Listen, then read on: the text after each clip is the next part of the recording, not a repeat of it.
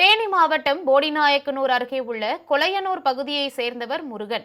இவரது மனைவி வைரம். முருகன் ஏற்கனவே உயிரிழந்த நிலையில் 8ஆம் வகுப்பு வரை படித்துள்ள வைரம் கொலையனூர் கிராமத்தில் துணிக்கடை நடத்தி வருகிறார். இவர் அவ்வப்போது பழனியில் மொத்தமாக கஞ்சா வாங்கிக் கொண்டு தனது இருசக்கர வாகனத்தில் தாராபுரம் பகுதியில் விற்பனை செய்து வந்துள்ளார். இந்நிலையில் தாராபுரம் பொள்ளாச்சி சாலையில் உள்ள ஒரு தனியார் நூற்பாலை அருகே சட்டவிரோதமாக கஞ்சா விற்பனை நடைபெறுவதாக தாராபுரம் மதுவிலக்கு அமலாக்கு பிரிவு போலீசாருக்கு தகவல் கிடைத்தது. அதன் அடிப்படையில் மதுவிலக்கு அமலாக்கு பிரிவு இன்ஸ்பெக்டர் ரவி, உதவி ஆய்வாளர் லோகநாதன் மற்றும் போலீசார் சம்பவ இடத்திற்கு சென்று சோதனையிட்டனர். அப்போது கஞ்சா விற்பனையில் ஈடுபட்ட வைரத்தை கையும் களவுமாக பிடித்து விசாரணை நடத்தினர். விசாரணையில் அவர் சட்டவிரோதமாக கஞ்சா விற்றதை ஒப்புக்கொண்டார். பின்னர் அவரிடமிருந்து 1 கிலோ 100 கிராம் கஞ்சா, விற்பனைக்கு பயன்படுத்திய ஸ்கூட்டர் மற்றும் ஒரு மொபைல் போன் ஆகியவற்றை போலீசார் பறிமுதல் செய்தனர்.